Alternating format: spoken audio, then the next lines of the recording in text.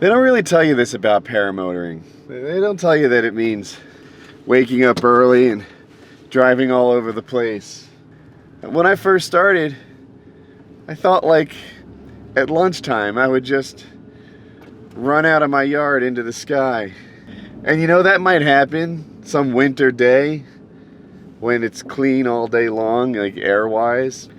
In these warmer months, it's mostly been me driving all the hell over the place with my friends. A little bit of a wind.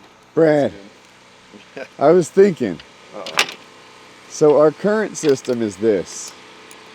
I wake up on your couch and you say something like, "Shithead, we're late." What if, now hear me out. I woke you up earlier. What if, instead of that, you got up from bed, quiet as a church mouse, right?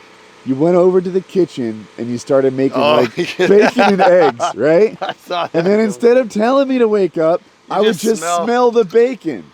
I'm gonna get out a skillet and start cooking it right next to your face. It pops right out. Ow! You could just like, and then here, this could work. If the smell of bacon doesn't wake me up, you could plate the food and you could say, "Woody, I made this for you." And then pour the hot grease right on your face. You're a dick.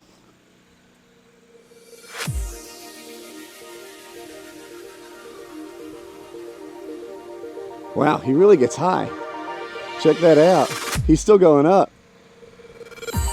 So this is part of the training. Ross uses a winch.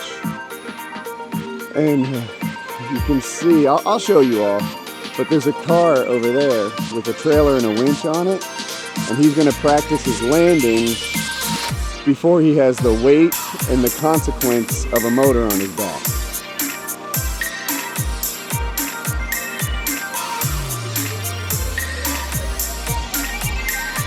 Nice, he got it. That was great.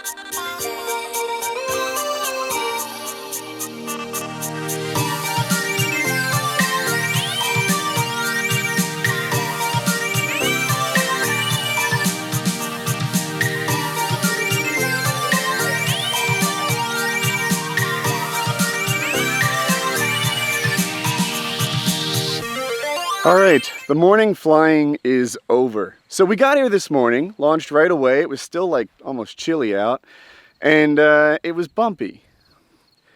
It's nice.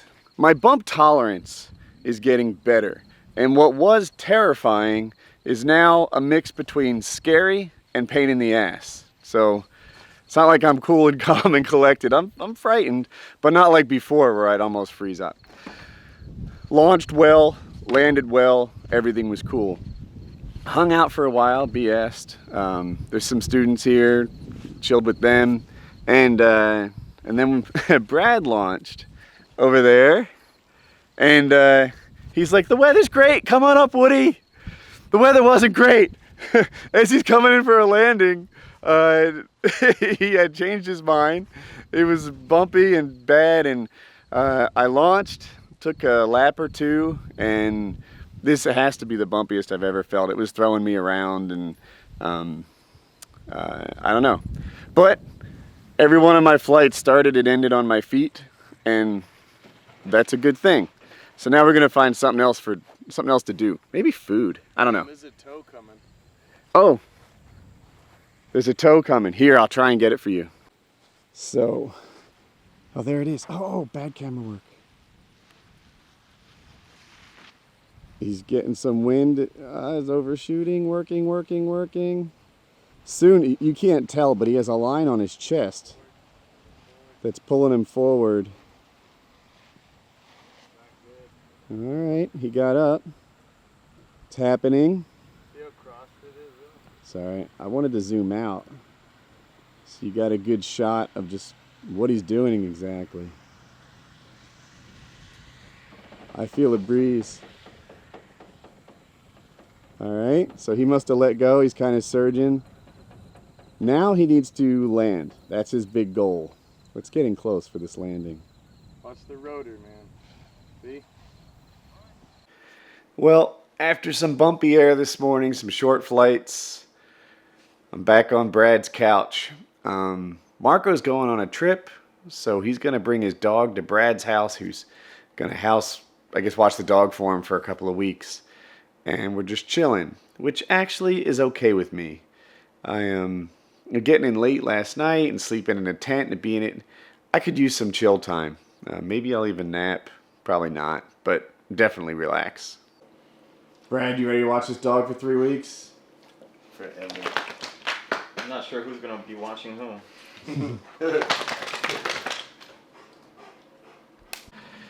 So we're trying to figure out if we're gonna go back to the airfield. It's kind of a close call. It looks like there's thunderstorms rolling in, but barely in. They're not going to the actual airfield, and it's so small, and it could be gone, and behind them there might be great weather, or we could just waste an hour driving and find the rain.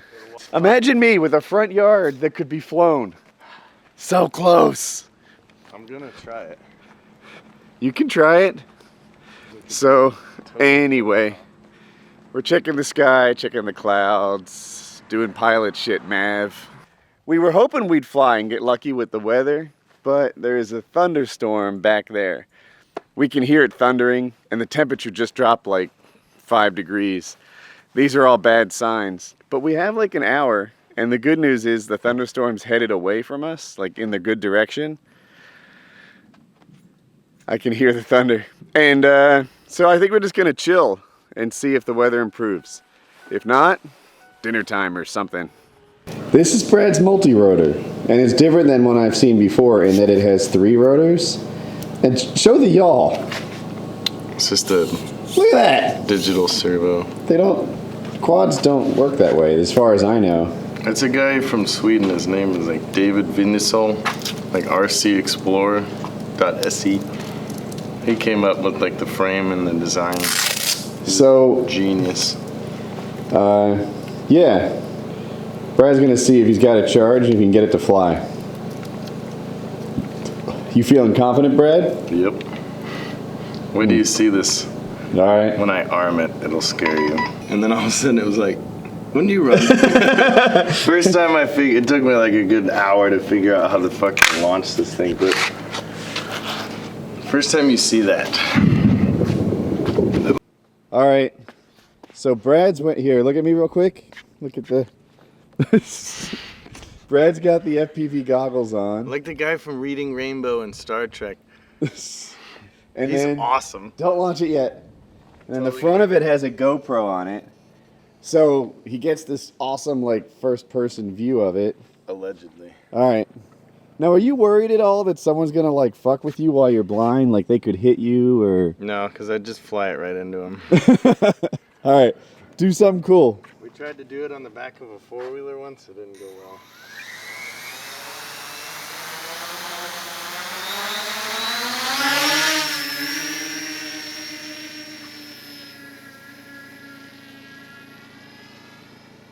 Kind of shitty because we're right next to the hangar, so it's getting a weird buzz.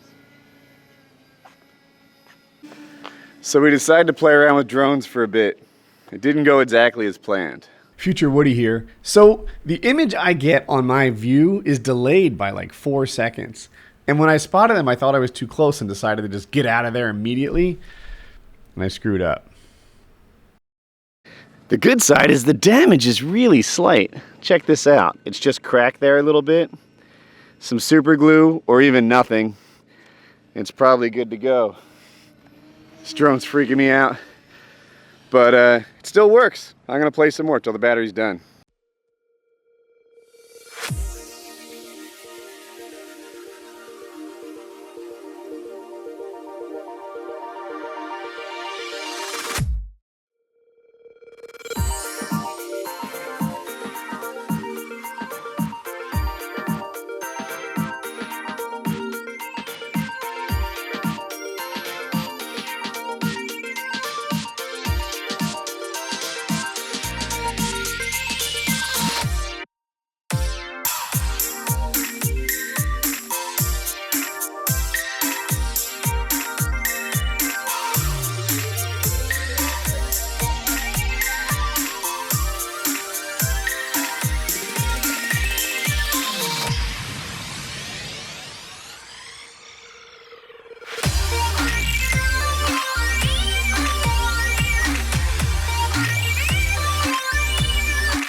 If you look over my shoulder, that's the direction that the weather is coming from.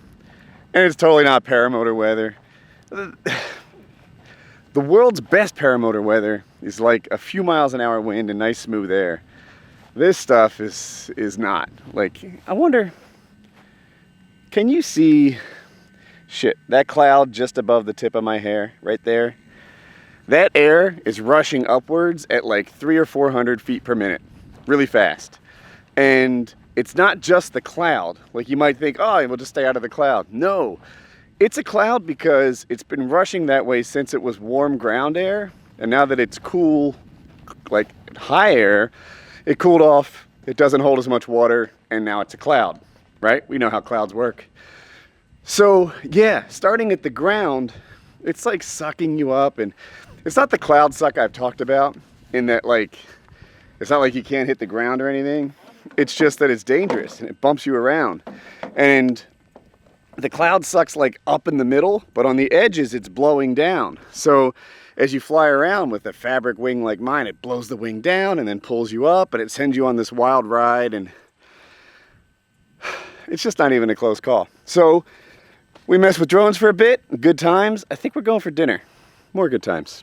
I've had this Phantom for a couple months now. I thought I'd do a 30-second review. As a camera platform, it's amazing. It takes incredible footage. They're super durable. If you crash it into a building or something, you're likely to be just fine. The thing that breaks most are these props. So some people just spend a couple dollars and have a bunch of spare props online. Shaky review.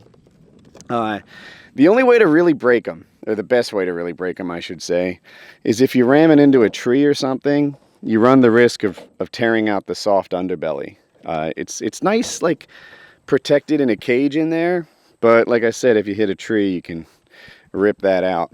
Another thing I really, really like a lot for my purposes is this case.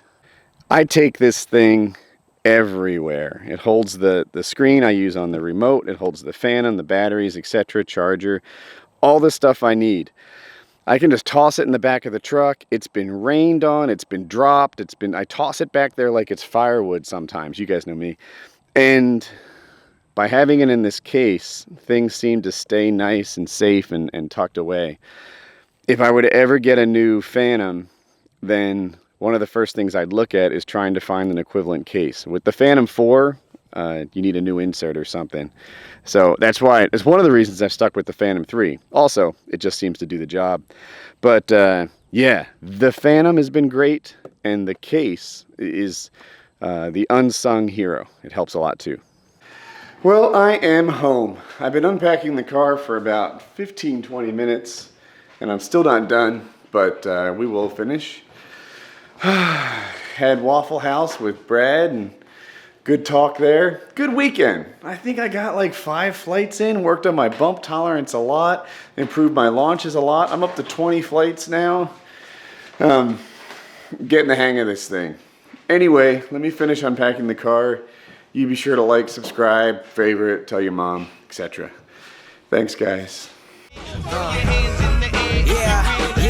Multi-million-dollar deals, got $1 million deal. When I was younger, I would wonder how $1 million feel. And for real, it feel like I ain't even broke a seal. Cause when you drop hits, they want you to pick up the bill. Now my life isn't Chicago. New York state of mind, but out LA, man, that's where I go. When I need to lay this shit down, so much on my mind, that's the reason